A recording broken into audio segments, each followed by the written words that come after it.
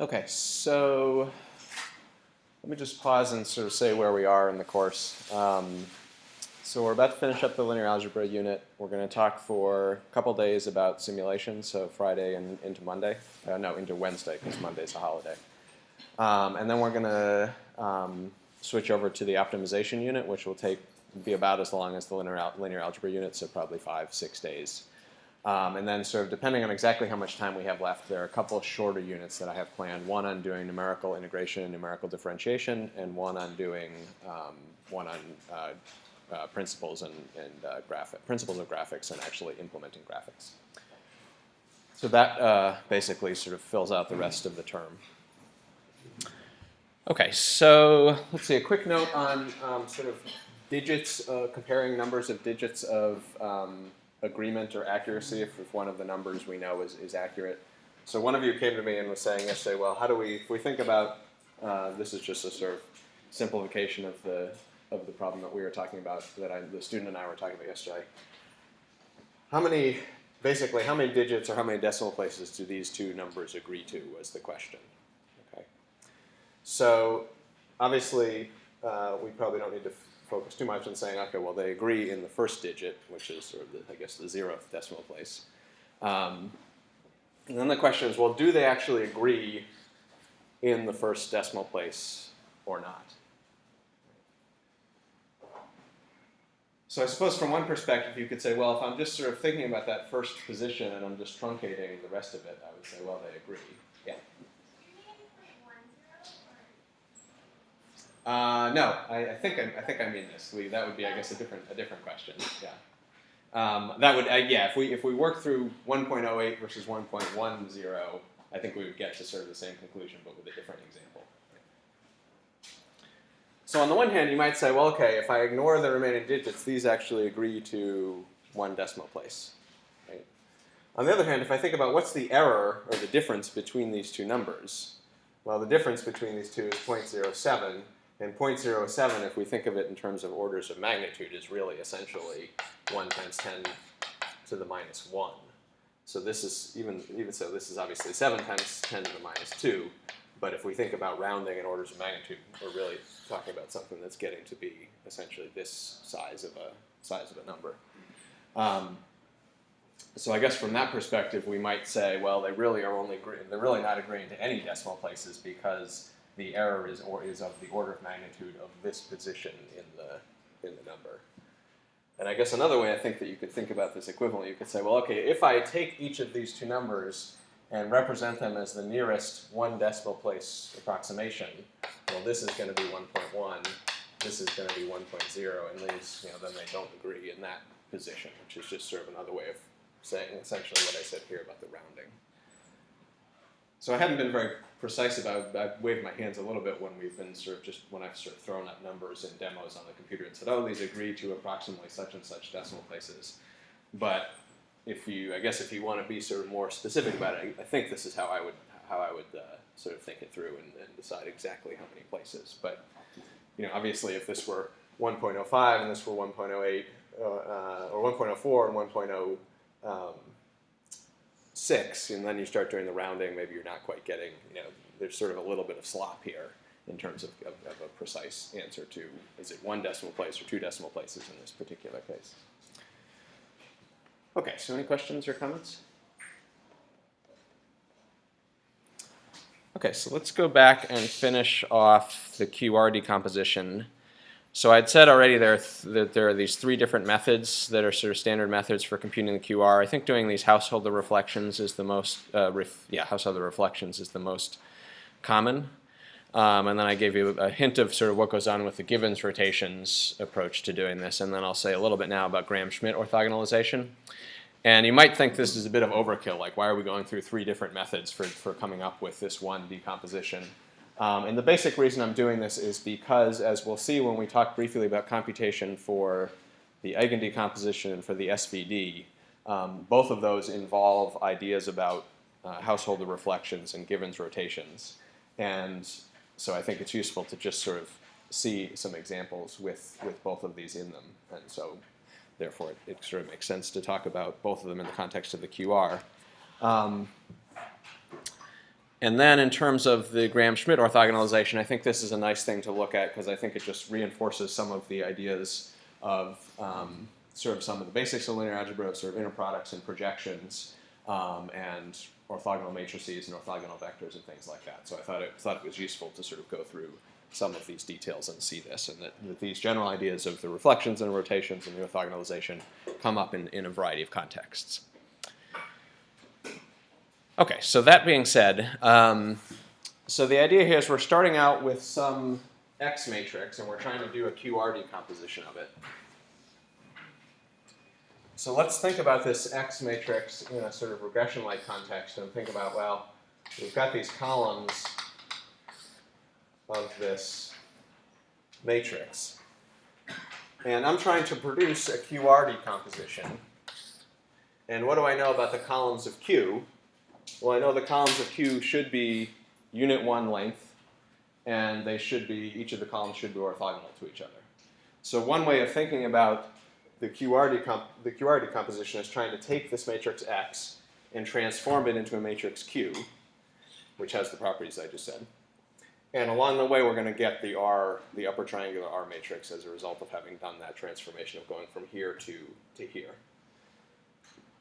So that's sort of one way of thinking about this. Another way of thinking about it is sort of a statistical perspective on this, which is, we've already talked about this idea that with a regression problem, if we have p linearly independent columns in the X matrix, those are spanning a p-dimensional space. And so the idea is they're not necessarily normalized or orthogonal to each other, but we're going to transform to the Q matrix, and the columns of the Q matrix are going to span the same space, but they're going to do it with unit length vectors and orthogonal vectors. They're going to do it with an orthogonal basis. So that's sort of the big picture of what we're trying to do here. Okay, so the algorithm is actually not all that complicated. So what are we basically going to do? Well, we're just going to start working our way through the columns and ensuring that the properties of the resulting columns are basically what we want. So I'm going to start with the first column, and I'm just going to normalize that. So I'm not going to do anything tricky with that. So I'm just going to take the first column and make a new x1 tilde that's just the first column. I'm just calling x1 here. Maybe that's not the greatest notation since I'm using lowercase and I don't have a little dot 1. But in any case, this is the first column of the matrix. I'm just going to divide it by its length. So that'll normalize it. So I'm going here, I've got x1, x2, x3, and here I'm going to have x1 tilde. So I've already got my first column. Well, okay, so now I want to come up with the second column. The second column needs to be normalized and orthogonal to the first column. So ignore this bit here for the moment. And what am I doing? I'm saying, make sure I get this right.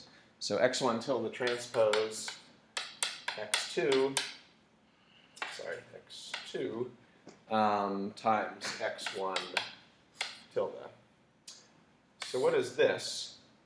Right, this is just the inner product of x1 tilde and x2.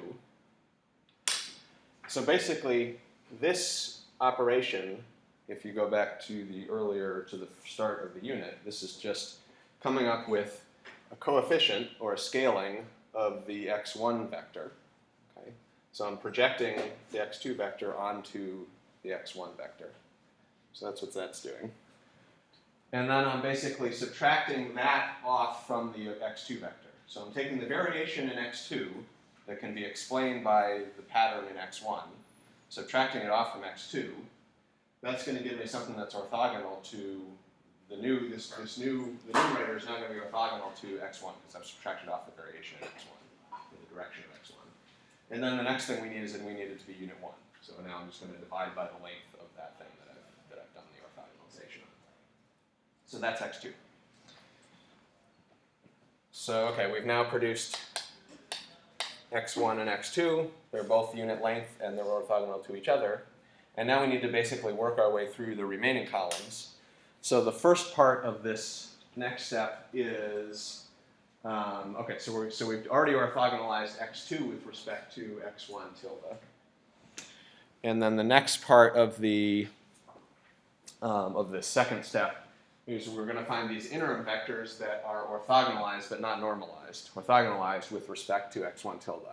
So I'm going to create a temporary x3 that's orthogonalized with respect to x1 tilde. I'm going to create a temporary x4 that's orthogonalized. I guess I'm trying to talk too fast, with respect to x1 tilde, and so on and so forth. And then I'm going to turn to then creating my new x3 tilde, and it's going to be created essentially by the same recipe I just did in creating x2 with respect to x1. I'm going to take my temporary vector. I'm going to take each of these temporary vectors, the x3, x4, x5, etc., temporary vectors, and orthogonalize them with respect to x2. And here I've done it as, in more generality, as this is, I'm going to have to work my way through all the columns, but that's basically what's going on. So that's so I'm going to create x3 tilde by orthogonalizing my temporary x3 with respect to x2 and then normalizing, and then for x4 I'm going to create a new temporary x4 that's orthogonalized with respect to x2 as well, and basically work my way through. So the individual steps are easy, we just need to sort of make sure we work our way through the loops and do the steps correctly. Okay, so questions about that? So if you work your way through the details, and this sort of like a number of the other algorithms we've seen, the main difficulty is just in sort of doing all the bookkeeping and keeping track of indices and making sure we've done all the steps that we are supposed to be doing. What you'll see is that the result that you can write x as q, this thing that we've just created as this orthogonal basis, times an upper triangular R matrix. And that R matrix looks like this.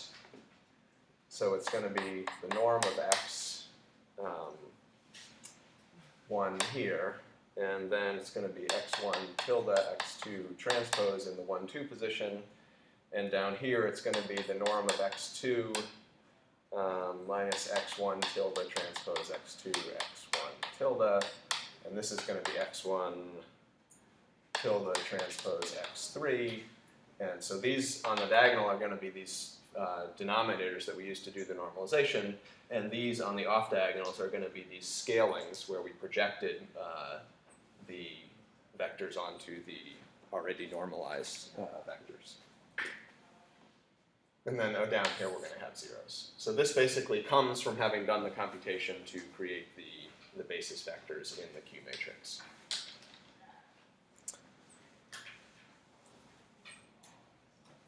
And if we sort of go back and look at this from a constructive perspective of how do we get one of the vectors in X, well, let's say X3. Well, X3 is just going to be this third column here times each of the rows of this matrix, and so you can basically see that it's this value multiplied by the first column, so the x1 tilde, and then whatever is here in the 2, 3 position multiplied by the second column, and then whatever's here in the third position multiplied by this third column, and then a bunch of zeros. So each of these, this one is reconstructed from a single column of this because of all the zeros down here. This is reconstructed from the first 2 columns because we only have 2 non-zero entries in this column. This is reconstructed from 3 as a linear combination of 3 columns, et cetera, et cetera. So you can sort of see this from a few different angles.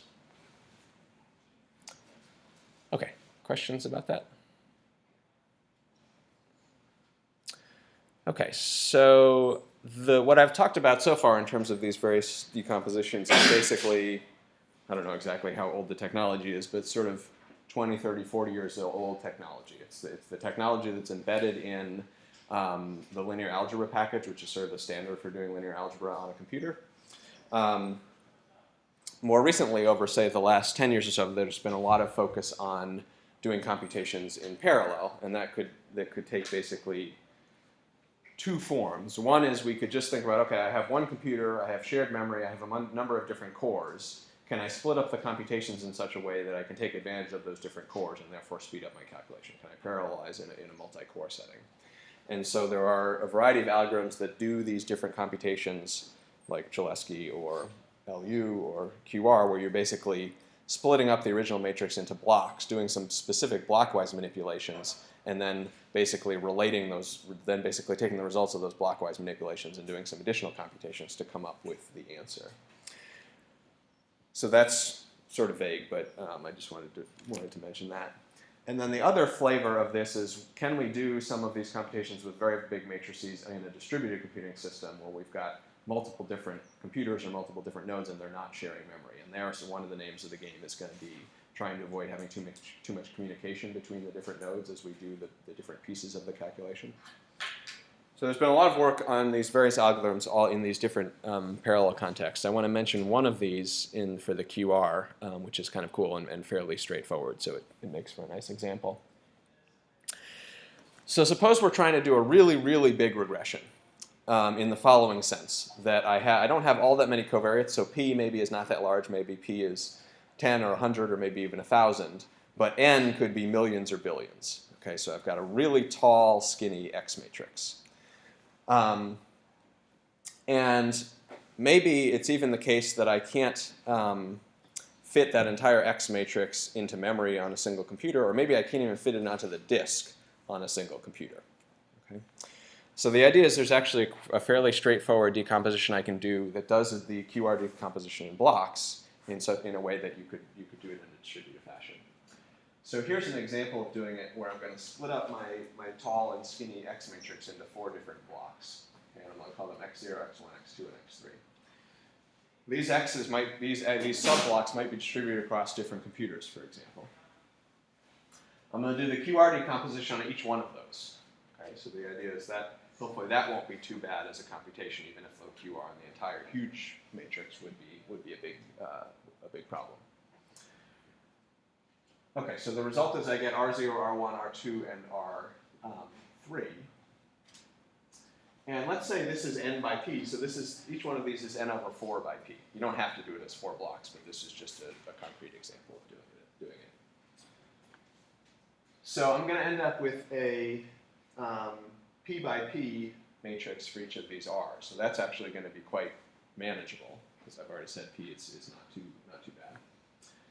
So now what I'm going to do is and I'm mentioning here that these are called reduction steps because you can think of putting this into a MapReduce kind of framework. I'm going to take the R0 and the R1 and put them together. I'm just going to stack those 2 submatrices. And I'm going to do the same thing for R2 and R3. I'm going to do 2 separate QR decompositions of this. So that's going to produce something which in this notation is Q01 and R01 and Q23 and R23. Now I'm going to do the same thing. I'm going to do another one of these steps where I now take just the R pieces of this and do another QR decomposition. And if we were sort of keeping track of the size of the QR decompositions that we're doing, we're seeing that they're basically scaling with P, and they're not much bigger than P by P matrices. So we said this was going to be 2P by P, so therefore this is going to still be P by P. Again, I've got 2 P by P matrices that I'm glomming together, and I'm going to do another QR decomposition. That's going to give me this. Okay, and now I've just got a single R matrix, and I'm good. So this is going to actually be the R that I want for my QR decomposition. And now if I see the fact that the way that I got here was via a whole bunch of these orthogonal Q matrices, I can basically just multiply those all together to get my Q factor. Although if I were doing this in a distributed fashion, I probably wouldn't actually want to explicitly multiply them all together, because then I would be reconstructing a Q matrix that was just as huge as the original X matrix. So I would probably want to leave the pieces of the Q matrix on the individual machines in a distributed fashion. And then if I actually needed to compute with those Q matrices, I could distribute out whatever computations I need to do and work with the pieces of the Q matrices. So the resulting decomposition, if you sure do all the bookkeeping of what are the pieces that go together and where do I need to put zeros, such that when I do the block multiplications of the blocks of the matrices, I reconstruct the original matrix, is it looks like this, and I can call this piece of it here Q, and I can just call that piece of it there the actual R that I'm looking for.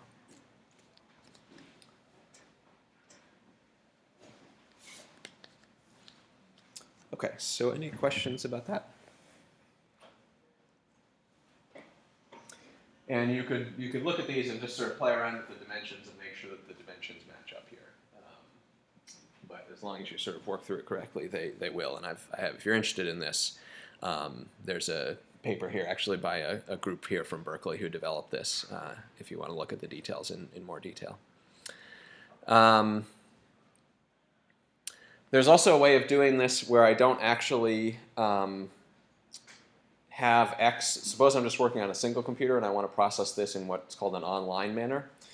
What I can do basically is I can start out with X0 and do the Q0, R0, and then I can basically pull onto my single computer the X1 subblock of X. Suppose I'm getting it off the internet or I'm getting it from somewhere. I'm getting it from some big hard drive existing somewhere else. I can then basically stack the X1 matrix under the R0 matrix and do a QR decomposition on that. Then I can basically pull in the X2 matrix, and I can basically do this in a serial fashion. So the reason that I'm mentioning that is just basically the idea that with some of these different kinds of parallel algorithms, if you think about what's the hardware you have, do I have a distributed supercomputer or a distributed cluster where I've got different individual nodes, or do I just have a single computer and I need to process stuff sequentially? I'm basically, am I sort of limited by processing power? Am I limited by memory? Am I limited by disk space? You can sort of think about how to formulate some of these kinds of problems in a way that that respects the constraints that you're under from a hardware perspective. Okay, so that's the idea of that. Let me say a little bit about determinants. So the basic idea of determinants is that in a lot of these decompositions we've been talking about, we end up with either a product of triangular matrices or a product of, say, an orthogonal matrix and a triangular matrix. And it's very easy to get, in general, a determinant from any of these factorizations because we know the determinant of a product of matrices is just the product of the determinant of the matrices. And we know that the determinant of an orthogonal matrix is either plus or minus 1. And we know the determinant of a triangular matrix is just the product of the diagonals of the matrix. So depending on which factorization you happen to have in hand, we can often easily get the determinant basically as a very small computation as a side product of already having the factorization in here. So for example, if we had a QR decomposition, we can say, well, the determinant of some matrix A for which we have the decomposition is just going to be plus or minus the determinant of the triangular, the upper triangular R matrix.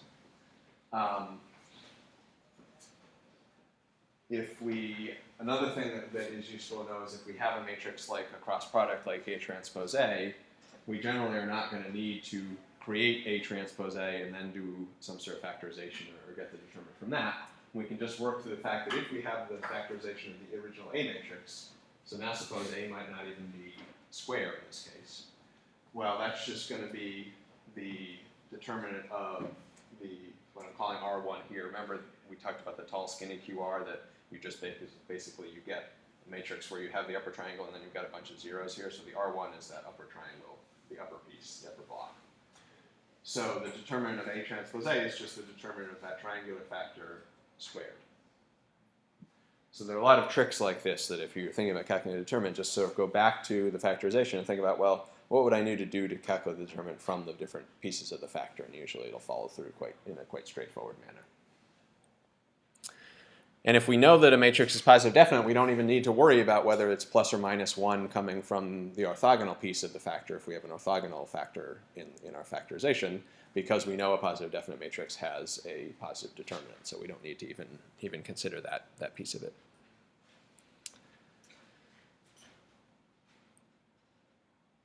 Okay, I'll just make a quick note that we essentially always want to compute this on the log scale, so we almost never want to actually do the product of the diagonals for reasons that you guys have already run into on a problem set and reasons we've already talked about either overflow or underflow in terms of the product getting too large or too small to be stored as a number and represented on a computer.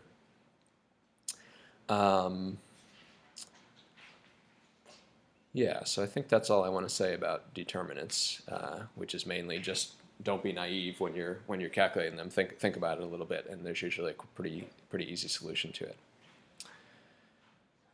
Okay, so let's talk a little bit about the eigendecomposition and the singular value decomposition.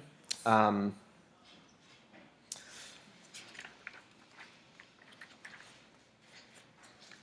don't actually have too much to say about the eigendecomposition.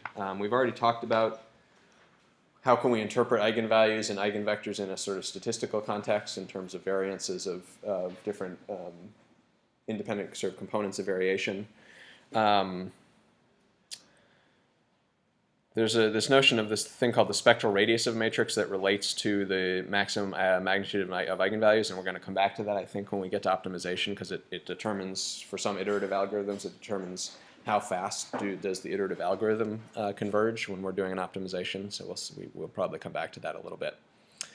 Let me say a little bit about computation. There's something called the QR algorithm for doing the eigendecomposition. So this is not the QR decomposition, but it's called the QR algorithm. And we're not going to go through it in detail. It's somewhat more complicated than some of the factorizations that we've already done. It's also more computationally intensive, as you'll sort of get a sense from seeing what the computation is. But the basic idea is it's a set of steps, and there's sort of a pre-processing step where you take your original matrix. What am I calling it here?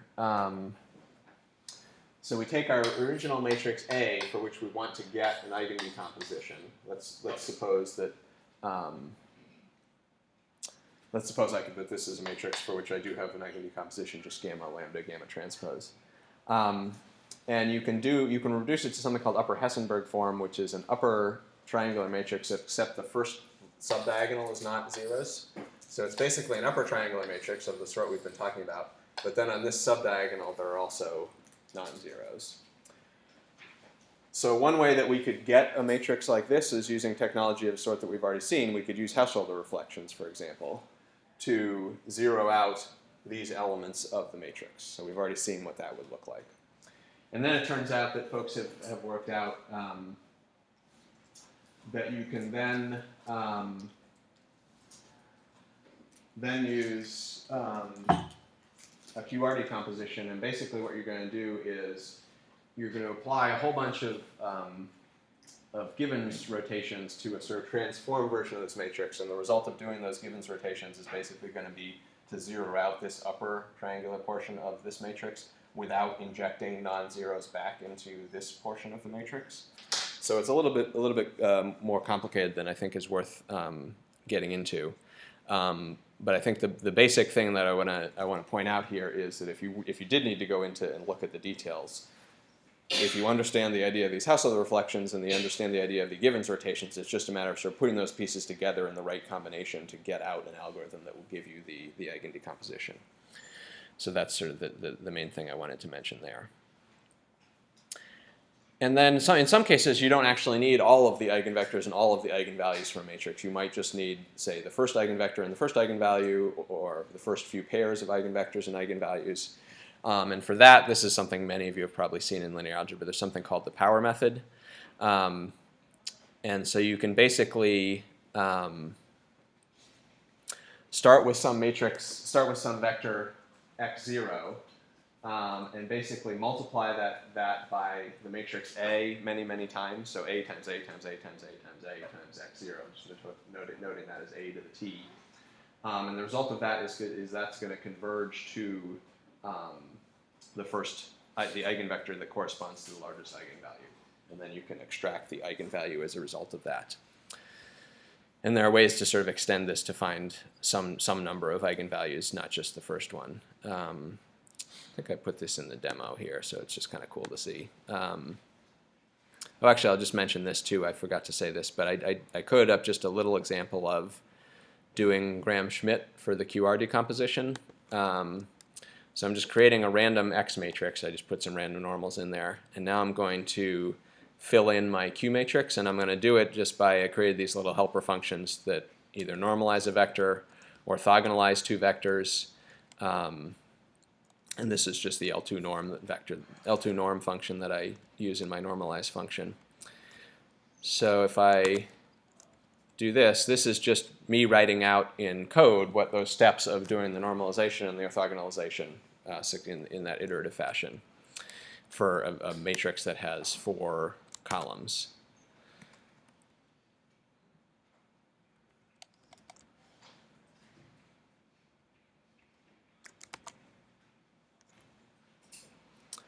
And this is the resulting Q matrix that I get. If I do the cross product of Q with itself, I should see that it is actually orthogonal, at least up to machine precision. So I've got 1s in the diagonal, and I have everything off the diagonal is like 1 times 10 to the minus 16, 1 times 10 to the minus 17.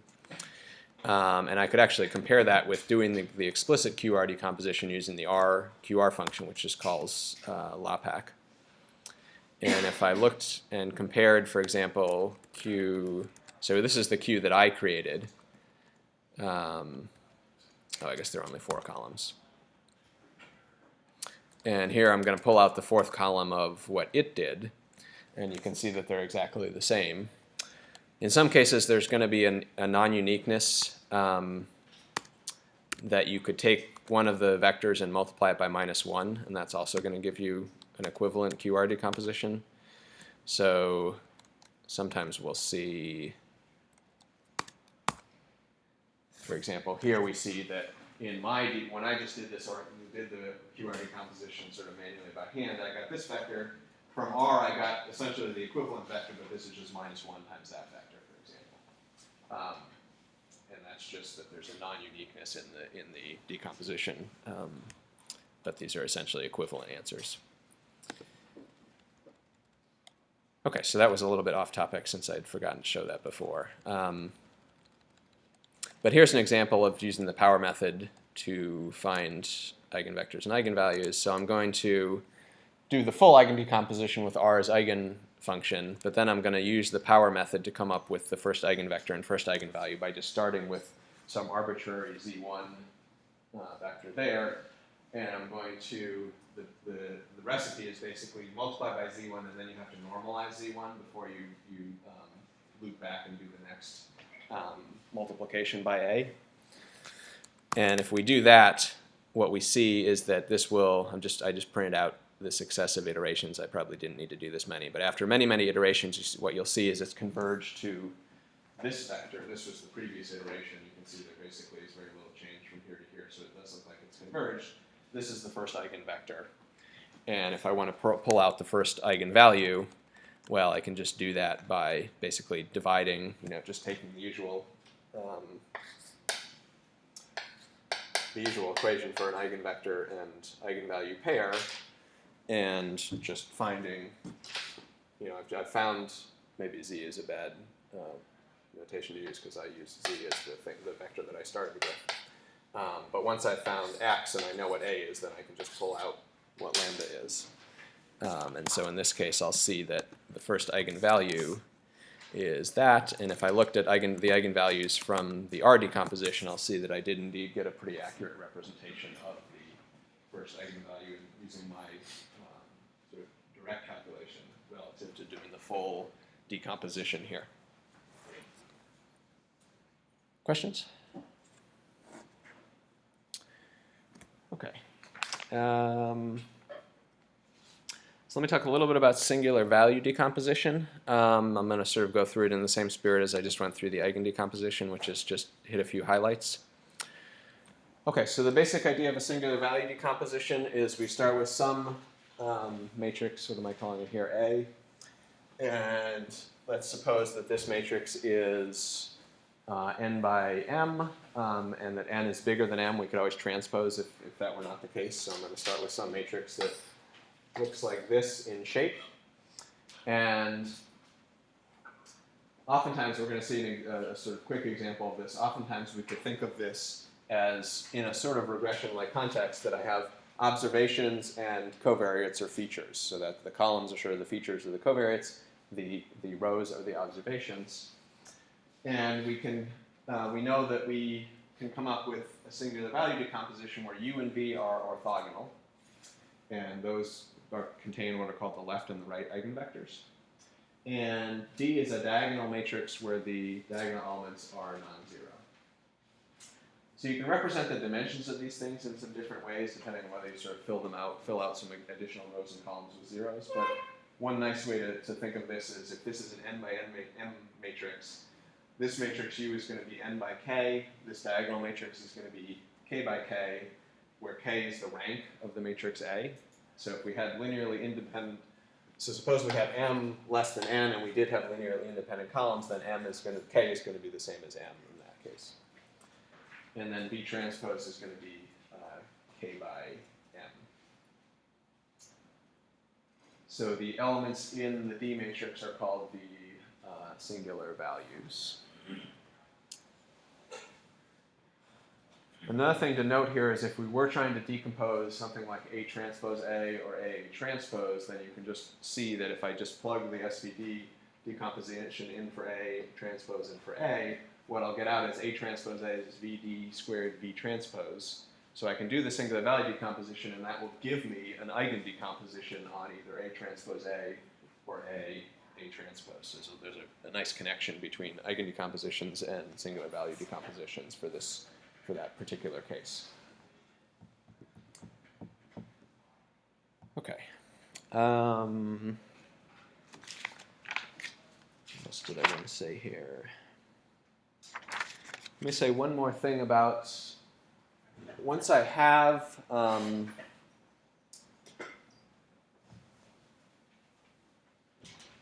when you do this decomposition, the singular values are going to be ordered from the upper left corner down to the lower right corner. And I could think about using a truncation of the singular value decomposition as an approximation to the original matrix. So I could think about, okay, I'm going to have, let's suppose I have my n by n matrix. I'm going to represent that as U, D, V transpose. So now let me say, okay, that's going to be n by k. This is going to be k by k. This is now going to be k by m. These guys are ordered here, increasing from here up to here. If I basically zero out some number of these singular values, then I'm coming up with a lower rank approximation to the original matrix A. Okay? And in fact, it's the best low rank approximation in terms of the Frobenius norm. You can go back and remind yourself of what the Frobenius norm is. For if I take some A tilde, that's my approximation that comes from zeroing out some of these guys and taking A tilde to be 0 times the zeroed out version of D times V transpose. That is going to be my best approximation to A tilde minus the original A in terms of the Frobenius norm for that difference. So this is one way to come up basically with a low-rank approximation, or sort of a model, a low-rank model for my original matrix. So that's a little bit abstract, and so I thought I'd say a little bit about one sort of example of where the SVD comes up, which is in sort of text processing and document modeling, topic modeling for documents. So the idea is, suppose that I have a bunch of documents. So suppose I have m documents. So let's now think of the columns as being documents, 1 up through m. And n is the, sorry, I'm getting this backwards. Let's think of the columns as being the different words in a particular language. So, for example, let's say this is the 10,000 most common words in the English language, or something like that. And now let's suppose I have a big body of documents that contain text in them. So this could be, thousands or millions or billions of different documents. And what I'm putting into this matrix is just a count of how many times does the word president, for example, suppose that's one of these columns. How many times does that word appear in each of these different documents? So I could do an SVD on this matrix of word counts by each of the different documents, and I think about how can I interpret the U and the V and the D matrices in this context. So the idea is I now have, well, depending on how many linearly independent columns I have here, I have either K, and that might be M, or it might be less than M, K different columns here. So I can think of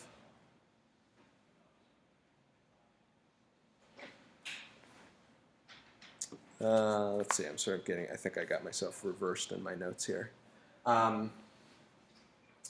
Okay, so I think maybe the way to think about this is, okay, so I've got words here. Okay, so this is words. And this here is documents. So I can think about each of these K rows as basically being clusters of different words. So this is going to be basically sort of weights on the different words for the first of these K patterns. And then there are going to be K of these different patterns. And they're basically going to be sort of clustering words into what you might think of as different topics. Okay, so that would be the rows of this matrix here. And then the diagonal elements, the singular values here, are basically weights that say how important these different patterns of clusters of or weights on words are. And then what the elements of the U matrix are, they're basically going to be, if we want to reconstruct our original table of word counts, they're basically going to be, remember K is basically now indexing these different word patterns or these different clusters or different topics. These, the elements of a column of this matrix are basically going to be, for each of the documents, what are the weights on the different clusters of words or the different topics. Or if we think of a row, they're going to be, what are the weights for a given document, what are the weights on the different clusters or topics across the K different clusters or topics. So I just wanted to sort of try and make it a little bit more concrete, sort of how you can sort of think about these different matrices in a more sort of modeling or a sort of real world kind of context. And basically, and again, it's sort of this idea we're sort of partitioning variability, and in this case, we're sort of partitioning variability sort of in this dimension of the documents, and then in this dimension of the words. And if you wanted to know whether two documents were similar to each other, well, you could look at the two different rows for those two different documents and see, do the weights on the different patterns seem pretty similar across the different documents? So if I had two documents about politics, presumably they would have more similar weights than a document about politics and a document about sports or something like that. Okay. Any questions or comments about that? Has the SVD actually, I'll ask a question here, has in your experience sort of in working in various statistical or scientific contexts, have you run across the SVD for particular uses? Has anyone actually done an SVD and used it in a particular applied context? Yeah, Michelle? I used it for water quality analysis. There was many variables and many observations. Okay. And so I used it to try to get clusters of which variables were similar. Oh, okay. So does that sort of seem similar to what I was describing here? Mm-hmm. Okay. So say it again. You had different water quality observations. Yeah, lots of water quality observations. Okay. Different kinds of chemicals. Calcium. Okay. So you can sort of see whether certain chemicals tend to cluster together and co-occur in particular samples. Right. Okay. Yeah. So this idea of sort of clustering or grouping and patterns comes up in a lot of these different kinds of contexts. Okay. Let me say again briefly in terms of computation. I'll also mention the SVD was, for those of you who remember the Netflix prize, which was basically Netflix has a matrix that looks like this, except these are people, these are movies, and these are ratings from 1 to 5 of how individual people rated each of the movies that they saw. So you could think of doing an SVD of the movie by person matrix and coming up with what movies cluster together and seem similar to each other and what people cluster together and seem similar to each other in terms of their preferences of movies. In the Netflix context, it was sort of interesting because that document, as you might imagine, is not actually filled in every element because not every person has seen every movie or rated every movie. And so part of the task in the Netflix prize competition was, if I have an element of a matrix that hasn't been filled in because the person hasn't seen the movie, can I predict what their rating of that movie would be, given what I can determine from a decomposition like this about that person is like these other people, that movie that I want to predict their rating on is like these other movies, and basically I fill in a prediction based on that kind of clustering and similarity kind of information. Okay, so in terms of computation, the computation has some of the flavor of what we've already seen for the eigendecomposition. So you basically do a pre-processing step of a bunch of householder transformations, householder reflections, and you take the original matrix A, you reduce it down to an upper bidiagonal. You can reduce it down to an upper bidiagonal matrix, which is a matrix where you have a diagonal that's non-zeros, and then you have the first subdiagonal above the diagonal as non-zeros. So the matrix looks something like this. And then the trick is you can basically pre and post multiply by Gibbons transformations. So do Gibbons rotate, these matrices are basically representations of the Gibbons rotations that we've talked about. And the result of doing these pre and post multiplications is basically to zero out, to achieve the zeroing out of this upper diagonal here. So the result is you reduce the original A down to a diagonal matrix. That's the singular value. That's the diagonal matrix that has the singular values on it. And if you combine together the various matrices that do the Householder reflections and the Gibbons rotations, those are the result of doing those multiplications on the left side and the right side are both two orthogonal matrices, and that is the decomposition. Again, the details are more complicated than I want to go into, but it's of the same flavor of the sorts of manipulations that we've seen for some of the other decompositions. It's also more computationally intensive than some of the ones that we saw that were simpler. And then let me mention, again, this idea of doing things in parallel and being able to process really big matrices. So if we want to do an SVD, again, if we have a very tall, skinny matrix, so suppose we, going back to Michelle's example or going back to the Word document example, suppose we have very, very many observations, but the number of features is manageable, so the number of columns is manageable. We can take X. We want to get the SVD, but let's first do the QR on X. So we'll do the QR decomposition on X. Remember from what I said earlier in the class, we have a way of handling really, really big QR decompositions by splitting up the X matrix into blocks of rows. So this is in principle doable in a parallel processing system or in an online sort of serial fashion where we process our way through the blocks of the matrix. Sorry, there's a typo here, which is this R here is just supposed to be X. So then what do we do? Well, I've got my R, and I already said, well, suppose that R is manageable because it's P by P, and P is not too large. Now let's do the SVD on R. So now I'm going to do Q, U, D, D transpose. This comes from doing the SVD on R. This is orthogonal. This is orthogonal. So this is some new Q, some new U star, and now I've got U. So now I've got a left eigenvector matrix, the singular value matrix, and the right eigenvector matrix. Okay, questions or comments? Okay, so let me say a little bit about computation. I'm not going to go into a lot of detail because there are a lot of different cases here, but basically there are two principles that I think are useful for thinking about speeding up computation, or there are more than that, but two that I'm going to focus on here for the moment. One is if you have a lot of structure in your matrix, say it's banded or it only has non-zeros in certain blocks of the matrix, you can often speed up your computations by using an algorithm that makes use of the fact that it's sparse and only has values in certain places in the matrix. So there are a lot of ways to work with sparse matrices, either sort of arbitrary sparse matrices that have a lot of zeros but not in any particular structured way, or matrices where the sparsity is very structured, like maybe you've just got non-zeros on bands of the matrix or on the diagonal and up just above the diagonal or just below the diagonal. So in R or in other languages, there are usually going to be packages that will work with various kinds of sparse matrices. And those are some of the ones in R. The other thing I want to mention is that oftentimes we're going to end up with a matrix that is, say, constructed from some other set of operations. Like, suppose we've got a matrix, we've seen this before.